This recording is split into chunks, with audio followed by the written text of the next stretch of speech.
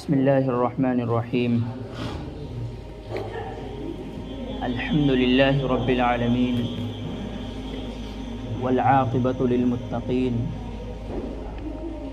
الحمد لله وحده والصلاة والسلام على من لا نبي بعده. أما بعد فأعوذ بالله السميع العليم من الشيطان الرجيم. بسم الله الرحمن الرحيم. فمن زحزح عن النار وأدخل الجنة فقد فاز وما الحياة الدنيا إلا متاع الغرور. وقال الله تبارك وتعالى في موضع آخر: يا أيها الذين آمنوا كتب عليكم الصيام كما كتب على الذين من قبلكم لعلكم تتقون أياما معدودات. وقال في موضع آخر: يا أيها الذين آمنوا اتقوا الله ولتنظر نفس ما قدمت لغد واتقوا الله إن الله خبير بما تعملون. وقال النبي صلى الله عليه وسلم: جزء من الحديث: شعبان شهري ورمضان شهر الله، أو كما قال عليه الصلاة والسلام. صدق الله العلي العظيم وصدق رسوله النبي الأمين الكريم. محترم بزرگوں اور دوستوں، عزیز ساتھیوں، نوجوانوں، آپ کی ڈھکیا، آپ کے کھیا کے اندر پہلی مرتبہ میری حاضری ہوئی ہے، اور کچھ گفتگو جمعے سے قبل ہو جائے، اسی مناسبت سے آپ لوگوں کے درمیان آج حاضری ہوئی ہے۔ دعا فرمائیں کہ اللہ رب العزت مجھے حق بات کہنے کی اور آپ کو صحیح طریقے سے سمجھنے کی اور سننے کی توفیق عطا فرمائے۔ اللہ رب العزت کا بے انتہا احسان، اس کا شکر، اس کا فضل، اس کا کرم ہوا کہ اللہ رب العزت نے ہم لوگوں کو بے شمار اور بے بہا نعمتوں سے نوازا ہے۔ اگر اس کی ایک نعمت کا شکر ادا کرنے اگر مسلمان لگ جائیں تو اس کی ایک نعمت کا بھی شکر ادا نہیں کیا جا سکتا۔ قرآن کریم میں اللہ رب العزت نے فرمایا: وَإِن تَعُدُّوا نِعْمَةَ اللَّهِ لَا تُحْصُوهَا، کہ اللہ رب العزت نے بندوں پر بے شمار نعمتیں عطا فرمائی ہیں اور بندوں کو بے شمار نعمتوں سے نوازا ہے۔ اگر آدمی، اللہ کا بندہ، اگر ان نعمتوں کو شمار کرنے لگ جائے تو قرآن کریم کی آیت کے مطابق تمام نعمتوں کو چھوڑیے بلکہ ایک نعمت کا بھی شکر ادا نہیں کر سکتا۔ یہ تو اللہ کا کرم ہے کہ اللہ رب العزت ہم کو اتنے گناہوں کے باوجود، اتنی سیئات کے باوجود، دن بھر گناہ کرتے ہیں، رات بھر گناہوں میں گزار دیتے ہیں، اس کے باوجود بھی اللہ رب العزت ہم کو روز آنا پابندی کے ساتھ رزق عطا فرما رہا ہے۔ یہ اللہ رب العزت کا بہت بڑا شکر ہے۔ جیسا کہ میں نے آپ حضرات کے سامنے خطبے کے اندر چند آیتیں پڑھی، انشاءاللہ ان چند آیتوں کا ترجمہ، اس کے تحت کچھ ضمنی باتیں آپ کو بتاؤں گا، پھر انشاءاللہ آپ سے رخصت ہو جاؤں گا۔ سب سے پہلی آیت قرآن مجید کی میں نے پڑھی: فَمَنْ زُحْزِحَ عَنِ النَّارِ وَأُدْخِلَ الْجَنَّةَ فَقَدْ فَازَ۔ ہمارے موجودہ زمانے میں اس دور کے اندر کامیابی کی کچھ ڈیفینیشن لوگوں نے بنا رکھی ہے، یعنی کہ ہمارے معاشرے کے اندر، ہمارے اس کلچر کے اندر کچھ چنندہ لوگوں کو کامیاب کہا جا سکتا ہے۔ ہر آدمی اس دنیا کے اندر کامیاب نہیں کہا جا سکتا۔ ہماری زبان کے اندر، ہمارے معاشرے میں، ہمارے کلچر میں، ہمارے سماج میں کچھ چنندہ لوگوں کو کامیاب کہا جاتا ہے۔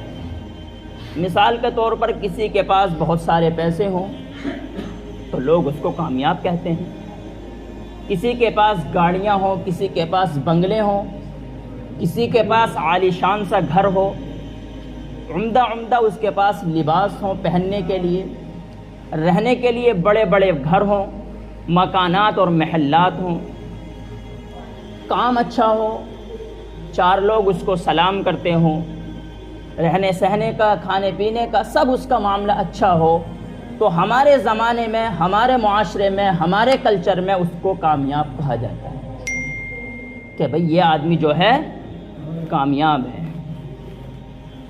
دھیان سے سننا، توجہ سے سننا۔ تو اس آدمی کو کیا کہا جاتا ہے کہ یہ آدمی کامیاب ہے۔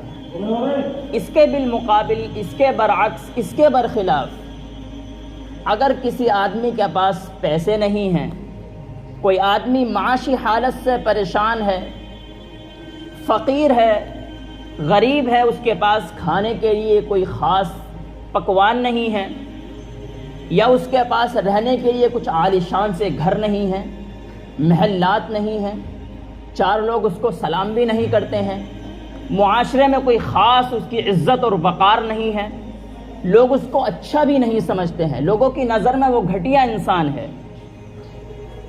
کس وجہ سے کہ اس کے پاس پیسے نہیں ہیں، اس کو حقارت کی نظر سے لوگ دیکھتے ہیں۔ تو ہمارے اس معاشرے میں، ہمارے اس کلچر میں، ہمارے اس سماج میں اس کو ناکام کہا جاتا ہے کہ یہ آدمی ناکام ہے دنیا کے اعتبار سے۔ سب باتوں کو چھوڑیے، اب ہم دیکھتے ہیں کہ اللہ رب العزت کی نظر میں کامیاب کون ہے۔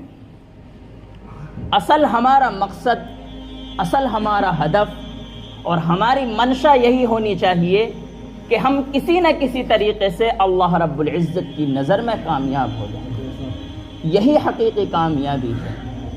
اس کے علاوہ اگر ہم دنیاوی ماحول میں پڑ گئے، محلات بنانے میں لگ گئے، عمارتوں میں لگ گئے، کھانے پینے میں لگ گئے، عمدہ لباس زیب تن کرنے میں لگ گئے، تو میرے دوستو دنیاوی زندگی گزر جائے گی، پھر کفے افسوس ملنا پڑے گا، اور اس وقت آدمی شرمندگی کے علاوہ اس کو کوئی چیز نفع نہیں دے سکتی۔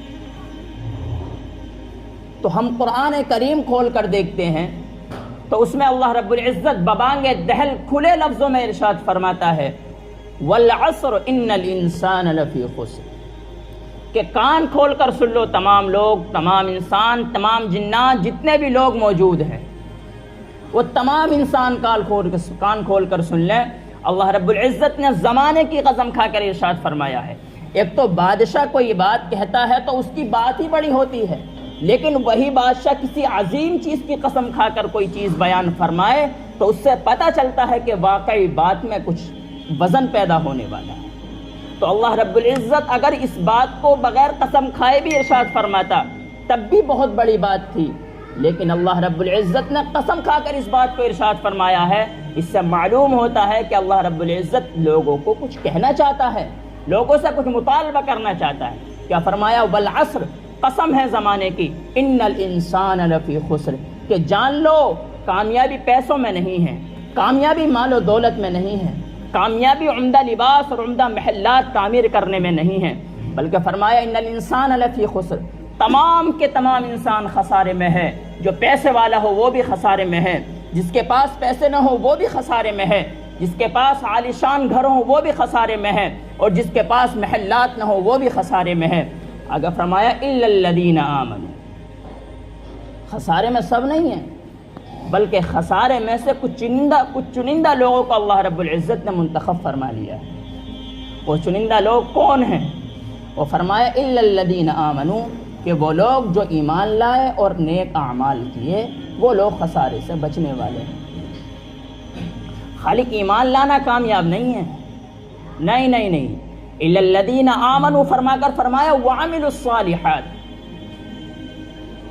کہ نیک ایمان لانے کے بعد نیک اعمال بھی کیے تبھی وہ لوگ کامیاب ہیں۔ اگر نیک اعمال نہیں کیے ایمان لانے کے بعد میں تو وہ لوگ کامیاب نہیں ہیں۔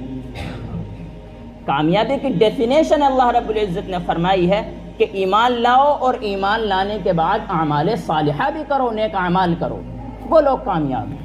سنتوں کا وقت 5 منٹ بعد میں دیا جائے گا، کوئی بھی حضرات سنت پڑھیں نہ پڑھیں، میں نے خود سنت نہیں پڑھی ہے، انشاءاللہ بعد میں 5 منٹ مل جائیں گے سنتوں کے لیے۔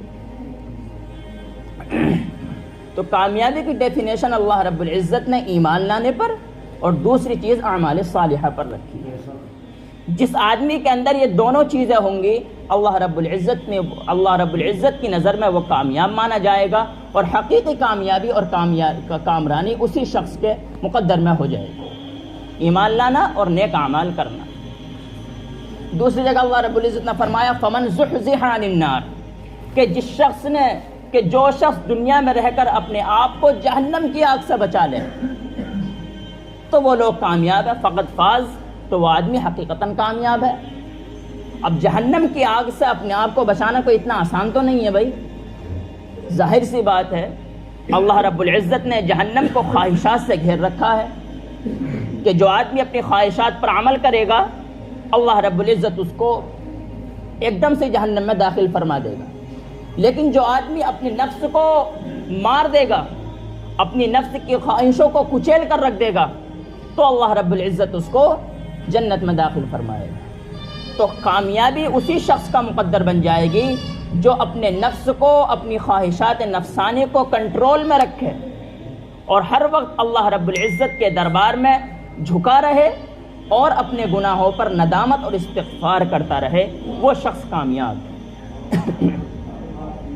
اسی وجہ سے اللہ رب العزت نے ایک جگہ فرمایا یا ایھا الذین آمنوا اتقوا اللہ ولتنظر نفس ما قدمت لغد، کہ اے ایمان والو اللہ سے ڈرو اور غور و فکر کرو اس بات میں کہ تم نے اپنے آئندہ کل کے لیے کیا اعمال تیار کر رکھے ہیں۔ یعنی کہ اللہ رب العزت کل قیامت کا میدان ہوگا تو اللہ رب العزت کے سامنے کیا منہ دکھاؤ گے؟ کون سے تمہارے پاس نیک اعمال ایسے ہیں کہ جن کے ذریعے تم اللہ رب العزت کے سامنے منہ دکھانے لائق ہو جاؤ گے، یا نبی اکرم صلی اللہ علیہ وسلم کی سفارش کے لائق ہو جاؤ گے؟ کون سے تمہارے نیک اعمال ایسے ہیں؟ اسی چیز کو اللہ رب العزت نے بیان فرمایا ہے وَلْتَنْظُرْ نَفْسٌ مَا قَدَّمَتْ لِغَدٍ، کہ ہر شخص کو چاہیے کہ وہ اپنے آئندہ کل یعنی قیامت کے بارے میں غور و فکر کرے کہ اس نے اپنے آئندہ کل کے لیے کیا تیاری کر رکھی ہے۔ اگر تیاری کر رکھی ہے تو اللہ رب العزت اس کو کامیابی عطا فرما کر جنت میں داخل فرما دے گا، اور اگر تیاری نہیں کی ہے تو بھئی اس کا ٹھکانہ تو پھر دوزخ اور جہنم ہے۔ اللہ رب العزت کا بے انتہا شکر ہے کہ اللہ رب العزت بہانے ڈھونڈتا ہے لوگوں کو معاف کرنے کے، کہ کسی نہ کسی بہانے سے، کسی نہ کسی طریقے سے، کسی نہ کسی حیلے سے لوگ جو ہیں وہ اسلام کے اندر مکمل داخل ہو جائیں اور نیک اعمال کرنے والے بن جائیں اور نفسانی خواہشات کو ایک طرف رکھ کر اپنے اعمال کو نیک بنائیں اور جنت میں داخل ہو جائیں۔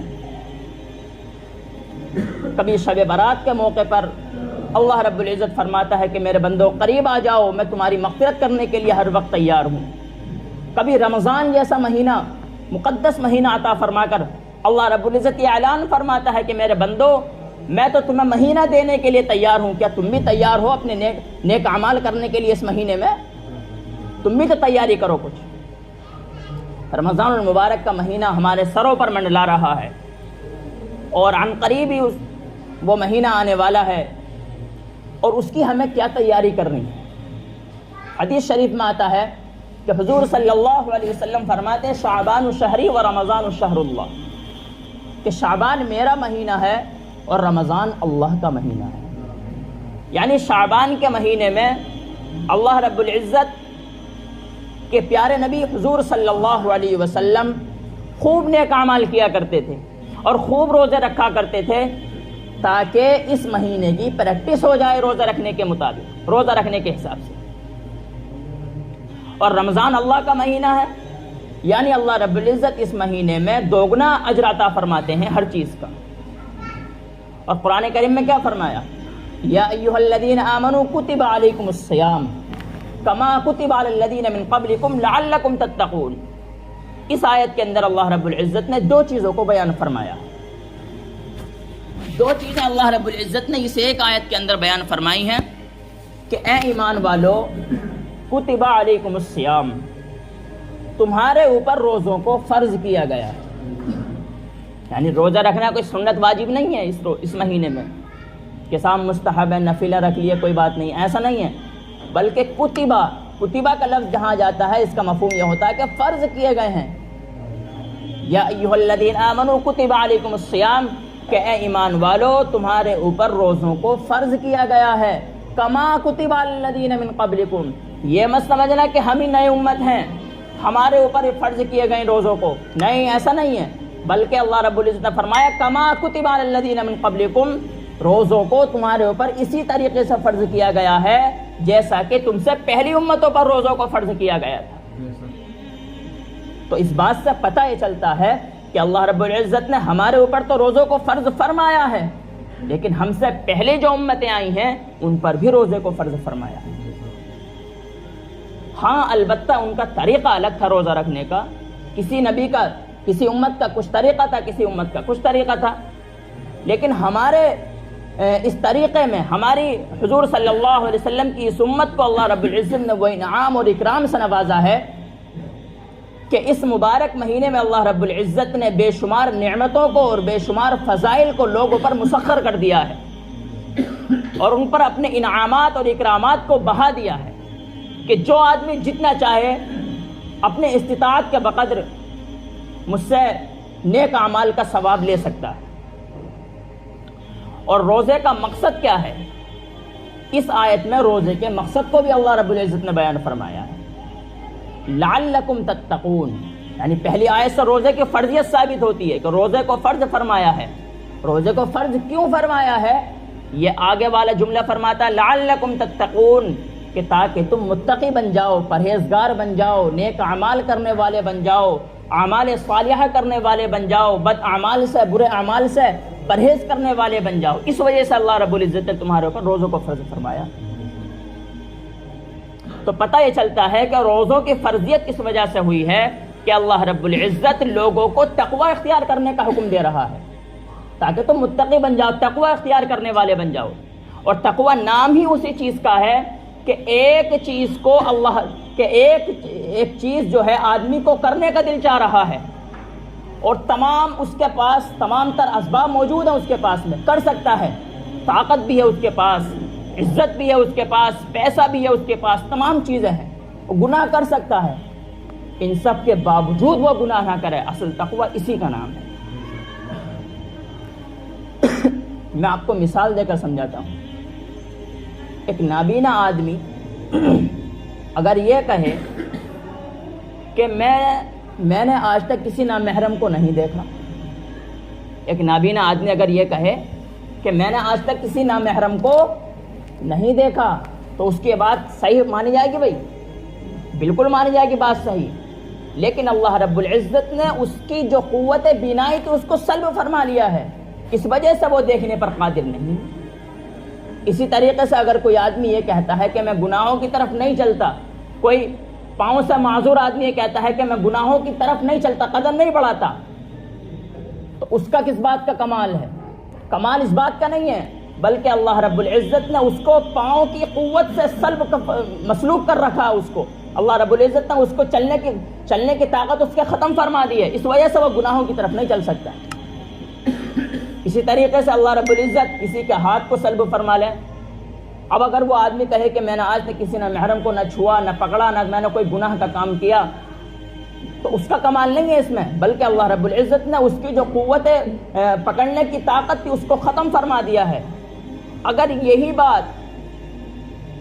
بات وہ آدمی کہے کہ جس کے پاس چاروں ہاتھ پیر ہیں، معذور نہیں ہے، ہر طریقے سے ایک دم صحیح ہے، تندرست ہے، صحیح سالم ہے بالکل، اور وہ آدمی یہ بات کہے کہ میں نے آج تک کوئی گناہ نہیں کیا، وہ آدمی یہ کہے کہ میں آج تک کسی گناہ کی طرف نہیں چلا، وہ آدمی یہ کہے کہ میں نے آج تک کسی نامحرم کو نہیں دیکھا، سننے والا آدمی یہ کہے کہ میں نے آج تک اپنے کانوں سے کوئی گانا نہیں سنا یا کوئی بری چیز نہیں سنی، دیکھنے والا یہ کہے کہ میں نے آج تک کوئی چیز نہیں دیکھی غلط.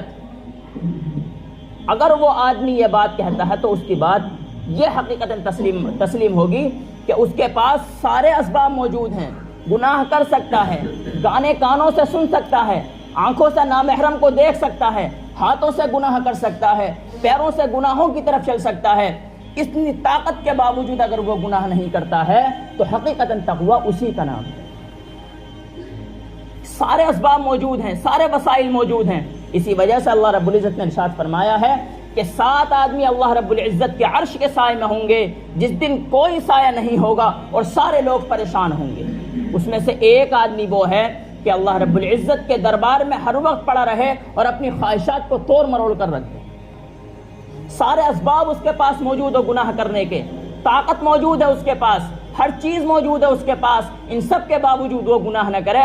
اللہ رب العزت فرماتا ہے کہ ایسے ہی لوگوں کو جنت میں داخل فرماؤں گا میں۔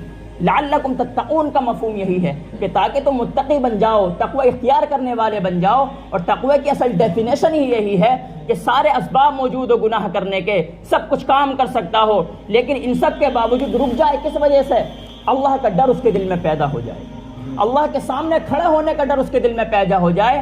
اس وجہ سے اگر وہ آدمی رک جاتا ہے تو اللہ رب العزت فرماتا ہے حقیقتاً تقوی والا آدمی یہی ہے، اور یہی وہ آدمی ہے کہ جس نے تقوی اختیار کر لیا۔ اور ایسے ہی لوگوں کو اللہ رب العزت قیامت کے دن بغیر حساب و کتاب کے جنت میں داخل فرمائے گا۔ تو میرے دوستو، اس آیت کے اندر 2 چیزیں بیان فرمائی ہیں کہ اے ایمان والو، تم پر روزوں کو فرض کیا گیا ہے جس طریقے سے پہلی امتوں پر فرض کیا گیا تھا۔ دوسری بات اس کا مقصد اس کا یہ ہے کہ روزے رکھنے سے تقوی اختیار ہو جائے، تقوی پیدا ہو جائے لوگوں کے اندر۔ بھئی ہر آدمی کھا سکتا ہے نا روزے کے اندر اگر کوئی آدمی چاہے چپکے سے کھا سکتا ہے، کون دیکھ رہا اس کو اللہ کے علاوہ؟ چپکے سے کھا سکتا ہے نا۔ تو اللہ رب العزت فرماتا ہے کھانا نہیں ہے بلکہ تمہارے پاس پانی بھی موجود ہو پینے کا، کھانا بھی موجود ہو کھانے کے لیے، اور سارے گناہ کرنے کے تمہارے پاس اسباب و وسائل موجود ہوں، لیکن صرف اللہ کے حکم کی وجہ سے تمہیں رکنا ہے۔ اصل تقوی یہی ہے۔ کون سی چیز روک رہی ہے ہمیں اس بات سے گناہ کرنے سے؟ صرف اور صرف اللہ کا حکم بس۔ اللہ کا حکم ہمیں روک رہا ہے اور کوئی چیز نہیں روک رہی ہمیں۔ ہم اگر چاہیں تو کونے میں جا کر کھا سکتے ہیں، کسی کو کیا پتہ چل رہا ہے، لیکن ہمیں روک رہی ہے صرف اللہ کا حکم۔ اللہ کا حکم ہے کہ ہمیں نہیں کھانا ہے، ہمیں نہیں کرنا ہے، ہمیں نہیں پینا ہے، تو ہم اس وجہ سے نہیں پی رہے۔ صرف اللہ کا حکم، اللہ کا ڈر، اللہ کا تقوی دل کے اندر پیدا ہو جائے، حقیقی کامیابی اور کامرانی یہی کہلاتی ہے۔ رمضان کے مہینے میں ہر آدمی 5 کام کرنے کا اپنے اوپر عادی بنا لو، صرف 5 کام، اور وہ کوئی ایسے کام نہیں کہ ہر آدمی نہیں کر سکتا ہو۔ ہر آدمی وہ 5 کام کر سکتا ہے اور کرنے بھی چاہیے۔ اس میں سے کچھ واجب، اس میں سے کچھ فرض ہیں اور کچھ مستحب وغیرہ ہیں۔ سب سے پہلا کام یہ ہے کہ ہر آدمی اپنے اوپر یہ طے کر لے کہ مجھے رمضان کے مہینے کے پورے مہینے کے روزے رکھنے ہیں، جو کہ فرض ہیں۔ روزے رکھنے فرض ہیں، اور آج کل تو اس میں اتنی کوتاہی ہوتی ہے کہ الامان والحفیظ کچھ کہا نہیں جا سکتا کہ لوگ جو ہیں ایک تو روزہ نہیں رکھ رہے، چلو خیر کوئی بات نہیں، روزہ نہ رکھ رہے وہ تو الگ بات ہے، لیکن روزے داروں کے سامنے جا کر اور کھانا پینا اور ان کے سامنے ایسی باتیں کرنا جو کہ روزے دار کے لیے زیبا نہیں دیتی ہیں، اس طریقے کی باتیں کرنا اور کھانا پینا اور بدتمیزی کرنا، یہ تو بہت ہی بری بات ہے۔ اس طریقے کی بات اگر ہم کرتے ہیں روزے دار کے سامنے تو اس کا ہمیں ڈبل گناہ ملے گا۔ جس طریقے سے اللہ رب العزت ڈبل اجر و ثواب روزے کے مہینے میں نیک کاموں کا رکھتا ہے، تو کیا بعید ہے کہ اللہ رب العزت گناہوں کا ڈبل گناہ رکھ دے ہمارے لیے؟ کوئی بعید ہے اس کے لیے؟ بھائی ہم امید تو اس بات کی کرتے ہیں کہ اللہ رب العزت نہ رکھے ہمارے لیے گناہوں کا ڈبل، لیکن ہمیں ہر وقت ڈرنا چاہیے اس بات سے کہ جب اللہ رب العزت نے ایک فرض کا گناہ 70 گنا رکھ دیا ہے، یعنی ایک فرض اگر پڑھو گے تو 70 مرتبہ پڑھنے کا ثواب ملے گا، تو ہمیں ہر وقت اس بات سے ڈرنا چاہیے کہ جس طریقے سے اللہ رب العزت نے فرضوں کا ثواب جو ہے دوگنا کر دیا ہے، گناہوں کا اجر، گناہوں کا جو گناہ ہم کرتے ہیں اس کا عذاب جو ہے ہمیں ڈبل نہ مل جائے، اس بات سے ہر وقت ہمیں ڈرنا چاہیے۔ اور اپنے اندر ہر آدمی کو تقوی اختیار کرنا چاہیے۔ میں تقوی کا واقعہ آپ کو بتاتا ہوں، ذہن میں آ گیا۔ حضرت عمر رضی اللہ عنہ فرماتے ہیں، حضرت عمر رضی اللہ عنہ کے غلام تھے، حضرت یرفع رضی اللہ عنہ ان کے غلام تھے، بڑے نیک اور بڑے بزرگ صحابی تھے، اور حضور اور حضرت عمر رضی اللہ عنہ کے جو غلام تھے بڑے ہر وقت جو تھے جان لٹانے والے تھے حضرت عمر رضی اللہ عنہ پر. تو ایک مرتبہ حضرت عمر رضی اللہ عنہ نے فرمایا اے عرفہ آج ہمارا مچھلی کھانے کو دل کر رہا ہے. کیا فرمایا بھائی؟ ہمارا جو ہے مچھلی کھانے کو دل کر رہا ہے، لیکن ڈر اس بات سے ہے کہ مچھلی بہت دور ملے گی، اس وجہ سے چلو چھوڑو رہنے دو، کبھی اور دیکھیں گے. حضرت عرفہ رضی اللہ عنہ فرمانے لگے دل دل میں کہ حضرت عمر رضی اللہ عنہ نے آج تک کوئی خواہش نہیں فرمائی، آج تک حضرت عمر رضی اللہ عنہ نے میرے سامنے کوئی خواہش ظاہر نہیں فرمائی ہے. اگر میں آج آپ کی خواہش کا پورا نہیں کرتا ہوں تو میرے لیے بڑی بدبختی کی بات ہے. تو حضرت عمر رضی اللہ عنہ جو تھے نماز پڑھائی ظہر کی، اور کچھ مہمان آئے ہوئے تھے حضرت عمر کے، تو آپ ان سے باتیں کرنے لگے. ادھر حضرت عرفہ رضی اللہ عنہ جو تھے ان کے غلام، ان پر جان لٹانے والے، ہر وقت جان نثار کرنے والے، انہوں نے ان کے ساتھ نماز پڑھی اور 2 سنتیں پڑھی. انہوں نے ٹھان لیا کہ آج میں انہیں حضرت عمر کو مچھلی کھلا کر ہی رہوں گا. چنانچہ حضرت عمر رضی اللہ عنہ سے مہمانوں سے بات کرنے لگے، اور اس کے بعد میں حضرت عرفہ رضی اللہ عنہ نے گھوڑا تیار کیا اور ایک دم سے جو ہے تو وہ چلے گئے مچھلی لینے کے لیے. میں تقوی کی بات بتا رہا ہوں آپ کو، تقوی کیا چیز ہوتا ہے. حضرت عمر رضی اللہ عنہ کا تقوی دیکھیے آپ. تو مچھلی لینے چلے گئے، اور مچھلی ملتی تھی کئی میل دور، تقریباً 8 میل دور مچھلی ملتی تھی، دریا تھا وہاں پہ. تو وہاں سے مچھلی لینے گئے اور مچھلی پکڑی اور لے آئے. عصر سے پہلے پہلے آ گئے. بڑا تیز رفتار گھوڑا تھا، وہ گھوڑے پہ گئے اور سوار ہو کر جو تھے جلدی جلدی آ گئے. اب آنے کے بعد جو گھوڑا تھا وہ پسینے میں شرابور تھا، کیونکہ کافی دور سے جو تھا وہ بھاگ کر آیا تھا، اور گرد و غبار بھی لگی ہوئی تھی. کوئی پکے روڈ تو تھے نہیں، بس ایسے گرد و غبار والے روڈ تھے. تو حضرت عرفہ رضی اللہ عنہ نے جلدی جلدی گھوڑے کو صاف کیا اور اس کو جو تھا نہلا دیا. نہلانے کے بعد میں مچھلی لے گئے اور مچھلی تیار کی، اور حضرت عمر رضی اللہ عنہ نے عصر کی نماز پڑھی. عصر کی نماز کے بعد میں یہ کہا ان کے غلام نے کہ حضور مچھلی جو ہے تیار ہو گئی ہے اور آج آپ کی خواہش پوری ہو گئی. حضرت عمر رضی اللہ عنہ فوراً اٹھے، اور اٹھنے کے بعد فوراً گھوڑے کی طرف گئے. گھوڑا جا کر دیکھا تو وہ تو بالکل صاف ستھرا ایک دم نہایا ہوا ہے. آپ نے اس کی ٹانگوں کو اٹھا کر دیکھا کہ کہیں کوئی گرد و غبار تو نہیں ہے، کچھ شبہ پیدا ہوا. سب میں دیکھا گھوڑا تو بالکل ایک دم صاف، بالکل پتہ ہی نہیں چلا کہ گھوڑا جو ہے ابھی ایک دم وہاں سے آیا ہے سفر میں سے. اچانک ان کی نظر کان پر پڑی حضرت عمر رضی اللہ عنہ.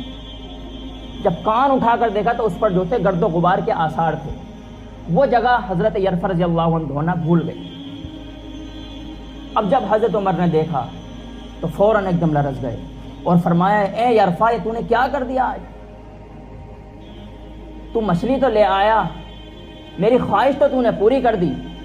اگر یہ گھوڑا قیامت کے دن اللہ رب العزت کے دربار میں یہ کہنے لگا کہ اے اللہ اس عمر نے اپنی چھوٹی سی خواہش کے لیے مجھے 8 میل یہاں سے دوڑایا دریا تک، اور 8 میل پھر دریا سے یہاں تک دوڑایا ایک مچھلی کے لیے، اگر یہ گھوڑا مجھ سے یہ سوال کرنے لگا تو میں اس کو کیا جواب دوں گا؟ اللہ رب العزت کو میں کیا جواب دوں گا قیامت کے دن؟ یوں فرمانے لگے حضرت عمر رضی اللہ عنہ، اور یوں فرمایا کہ جاؤ یہ مچھلی میں نہیں کھاؤں گا، اس مچھلی کو جاؤ اور سارے مدینے والوں پر تقسیم کر دو، اور ان سے یہ کہنا کہ حضرت عمر رضی اللہ عنہ کے لیے دعا فرمائیں.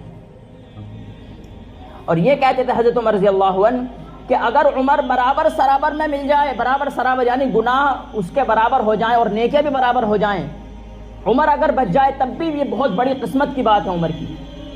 ورنہ اتنا بھی انہیں حضرت عمر رضی اللہ عنہ کبھی کبھی یوں فرماتے تھے کہ اگر قیامت کے دن یہ اعلان ہو جائے کہ سارے لوگ جہنم میں جائیں گے، صرف ایک آدمی ہے جو جنت میں جائے گا، تو حضرت عمر رضی اللہ عنہ فرماتے تھے کہ وہ مجھے یقین ہے کہ وہ آدمی حضرت عمر ہی ہوگا، وہ عمر، وہ میں ہی ہوں گا جو آدمی جنت میں جائے گا. اپنے اعمال پر اتنا یقین، اتنا بھروسہ بھی تھا.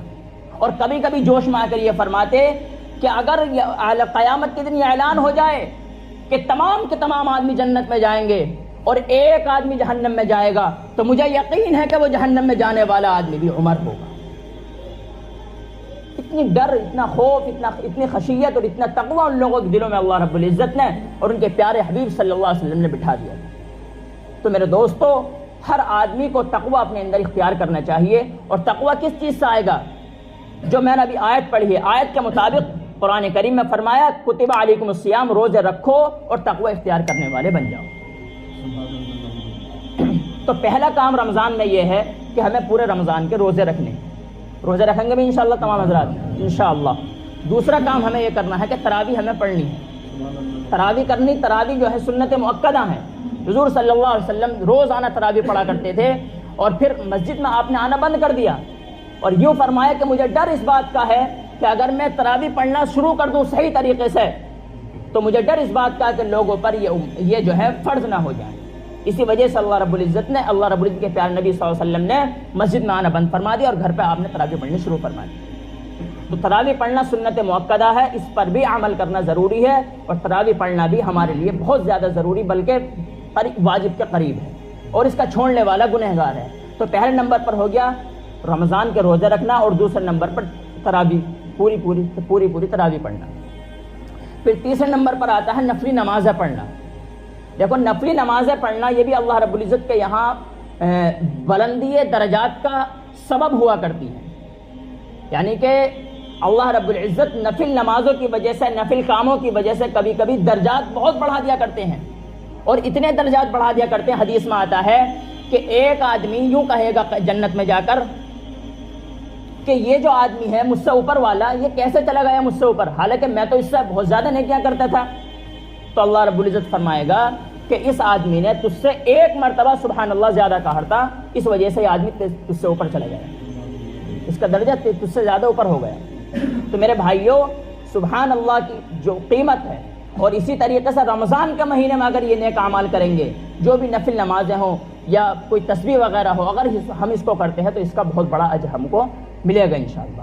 تو تیسرا کام ہو گیا نفل نمازیں پڑھنا، نوافل کام کرنا. پھر آتا ہے چوتھے نمبر پر قرآن کریم کی تلاوت کرنا، جو کہ مستحب ہے.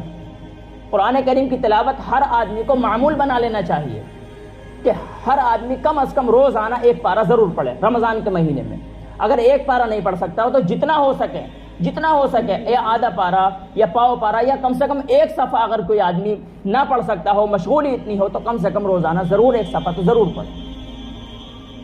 پھر پانچویں نمبر پر آتا ہے دعائیں کرنا، کیونکہ اللہ رب العزت کے پیارے نبی صلی اللہ علیہ وسلم نے فرمایا الدعاء مخ العبادہ، دعا جو ہے عبادت کا مغز ہے. یعنی تم نیک اعمال کر لو اور اگر دعا نہ مانگو تو پھر ادھوری سمجھی جائے گی وہ. اسی وجہ سے دعائیں کرنا بہت زیادہ ضروری ہے. تو یہ 5 کام ہیں، اللہ رب العزت نے ان 5 کاموں کا ہمیں حکم دیا ہے.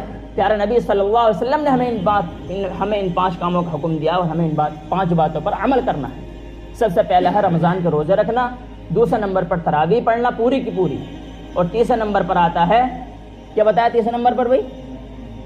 نوافل پڑھنا. بھائی آپ لوگ سننے رہے ذرا غور سے.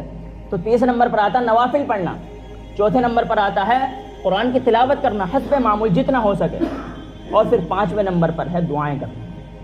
اللہ رب العزت ہمیں عمل کرنے کی توفیق عطا فرمائے، رمضان المبارک کے مہینے کی قدر دانی کرنے کی توفیق عطا فرمائے.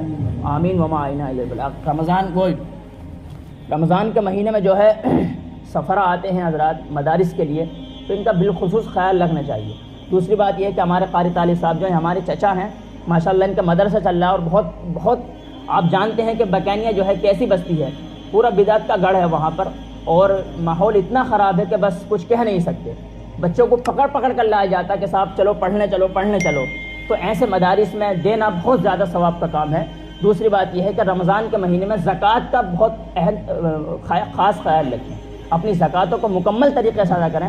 دیکھو زکوٰۃ ادا نہ کرنے والا بھی اللہ رب العزت کے یہاں بہت وعید کا مستحق ہوتا ہے. وہ ایک آدمی وہ ہوتا ہے، رک جائے ذرا تھوڑا اور کہتا ہوں میں، ایک آدمی وہ ہوتا ہے کہ زکوٰۃ تو ادا کر رہا ہے وہ، لیکن زکوٰۃ صحیح طریقے سے ادا نہیں کر رہا.